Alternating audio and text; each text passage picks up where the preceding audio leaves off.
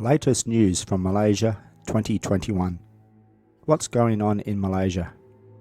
In response to the COVID-19 pandemic, the Malaysian government has reviewed the implemented measures. In this video, we discuss what is the latest news coming out of Malaysia in relation to the COVID-19 pandemic.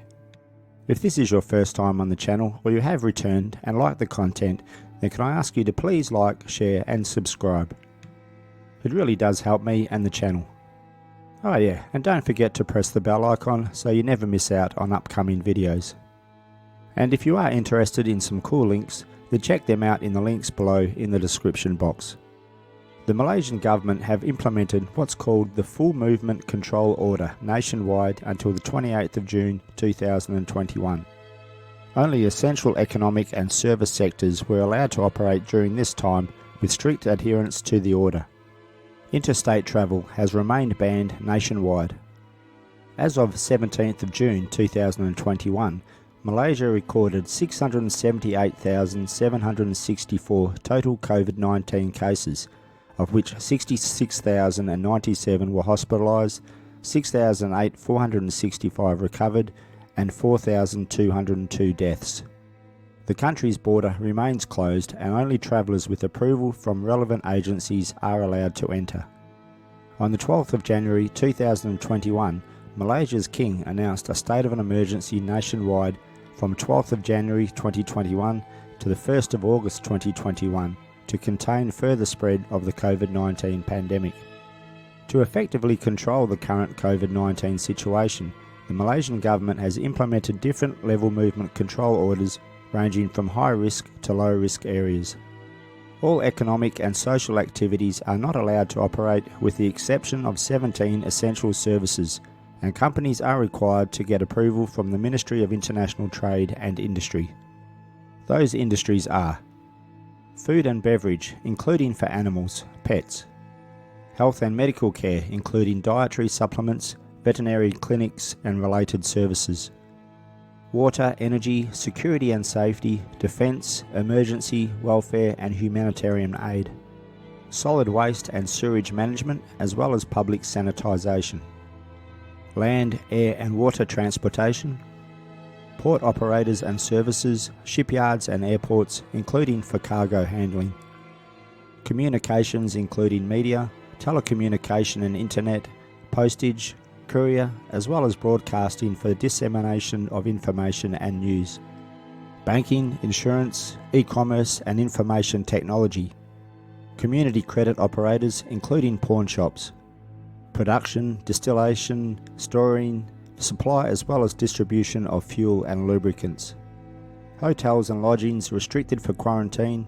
isolation, employment of essential services and not for tourism purposes; construction, critical maintenance and upgrading works; forestry, limited to enforcement and wildlife; logistics, limited to delivery of essential services.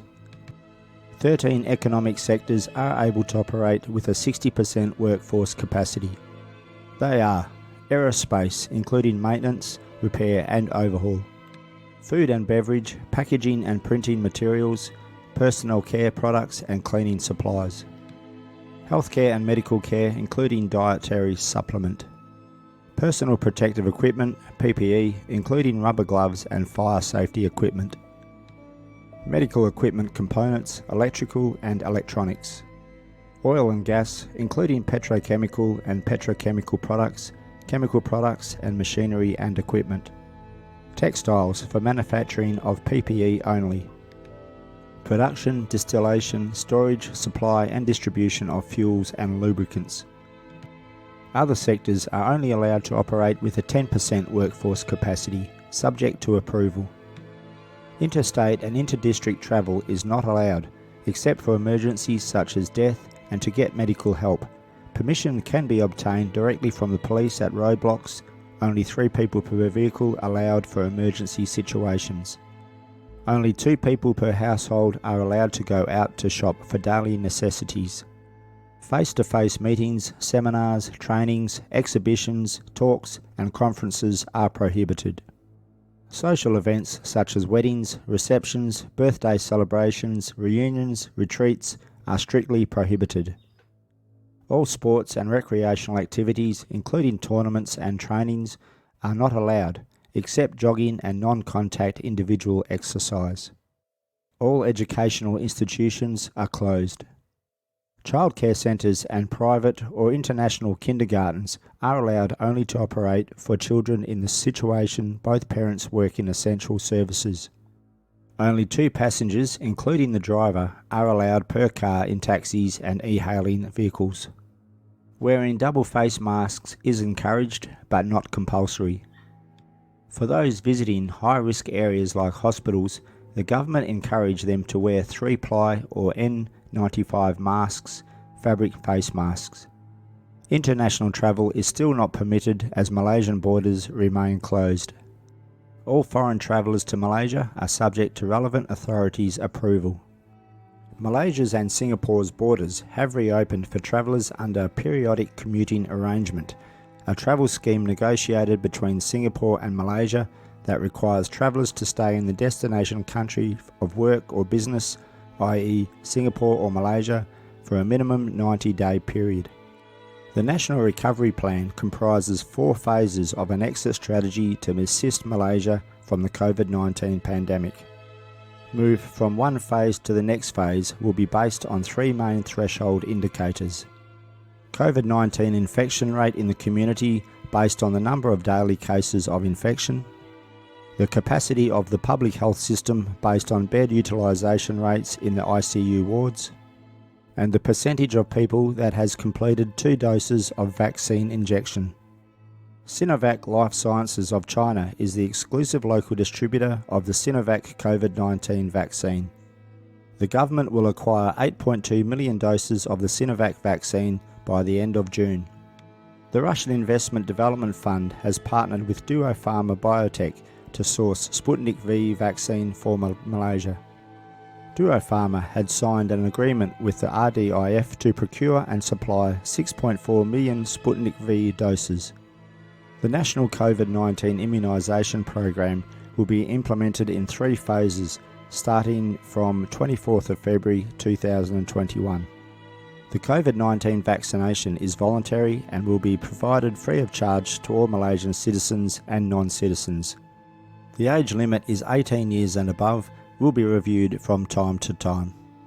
The Malaysian government aims to achieve at least 80% of Malaysia's adult population to receive vaccines by February 2022 to reduce infections, hospitalisations and death. The COVID-19 pandemic has significantly impacted the Malaysian economy, leading to the currency devaluation and the decline in the country's gross domestic product. Malaysia's economy contracted 5.6% in 2020, its worst performance since the 1998 Asian financial crisis. Several key sectors such as entertainment, markets, retail, hospitality and tourism are adversely affected by the pandemic. The unemployment rate rose to 4.9% in January 2021. So, as you can imagine, the pandemic has had a significant impact on Malaysia, as it has with most other countries. Hopefully, measures implemented can help the country get back to normal sooner rather than later.